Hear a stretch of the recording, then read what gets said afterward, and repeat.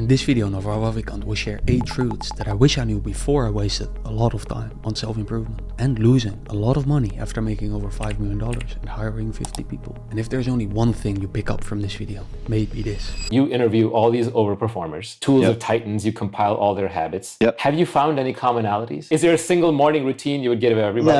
No. Exactly. There isn't a single way to do it. Is there even a single creativity routine you would give everybody? No. Would you say, okay, you journal for an hour, you meditate for half an hour, you do your cold plunge, you block off a 4-hour block of time, that's how you get things done? I wouldn't. No. The best in the world didn't become the best by copying the best. They became the best by following their obsession in an area where they're also naturally at an advantage because of talent and DNA and so on. Hard work became a natural byproduct, not the goal. Seeing this took me a long time. Their successful routine was just a consequence, not the cause of their success. If that's not clear yet, then please listen to the following. It can truly save a decade in your life. Hard work has very little to do with effectiveness. The grocery store owner or the person working at a restaurant might work 60, 80 hours a week, and that might be all Elon Musk is working. But Elon's making a lot more money because of his specific knowledge that cannot be taught, but can be learned on the job if you have a strong enough desire. Specific knowledge is more effective than hard work. And you learn the most specific knowledge in the area of your greatest desire. What you desire, what you are obsessed about, truly is the key. What if you don't really have a big obsession right now? Is there a way to find it? Well, listen closely because I found this very insightful. It changed me, what you just said, because I have always viewed my own life as a series of obsessions. And usually I'll idle for a little bit, then I'll fall in love with something else and I'll just get obsessed over it. And it could be election or the politics or the news one day. It could be photography the next. It could be AI. It could be crypto. It could be coding. Right. There was a VR, AR time period. There was a gaming time period. But there's just obsession after obsession after obsession. And there are also obsessions around working out, or around food, or around this particular kind of diet, or around dating, or what have you. And I think it's not unique to me. I think everyone, when I look at them, there's usually 1 or 2 or 3 things that they're obsessed about, or they're gearing up for the next one. And fostering that without being didactic about it, I think is really important. Enabling it or allowing it to happen. And even pushing it doesn't work, right? You tell your kid to be interested in something, they're not gonna be interested in it. Just like if I came to Tim and I'm like, Tim, you gotta like get obsessed over this thing. It's not gonna work. You're not gonna get obsessed over something. The most you can do is offer options. Okay, 3 truths here.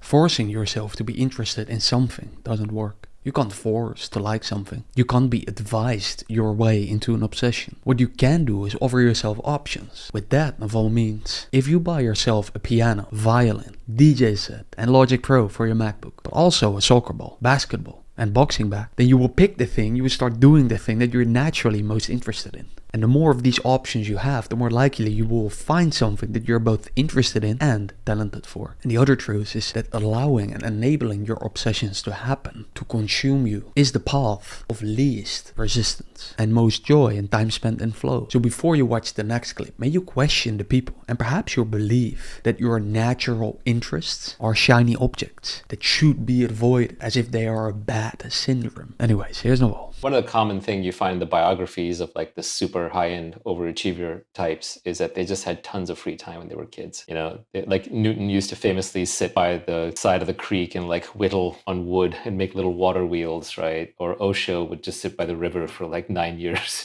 His grandma would just let him wander off by himself, you know? Yeah. And when I think back to my own childhood, like the time that I got to just spend reading and not having anyone bothering me and reading whatever I felt like, you know, from a library was incredible. And so it's that huge swaths of free time to like pursue your own curiosity. The more free time you give a curious mind, the deeper the questions that it will ask, the more innovative its answers will be, and the more successful you can become. But what if your curious mind gets distracted, hijacked by social media, porn, dopamine, junk food, nicotine, girls, you name it? Well, before Naval talks about it more, you can download my free Google Sheet with over 80 free tools that I use in my business and personal life to remove those distractions, or at least make it easier, but also other tools that I use for making videos and so on. And then you will also receive this 2-minute weekly email that I write with truths that I find in my own life and business. Anyways, here's Naval.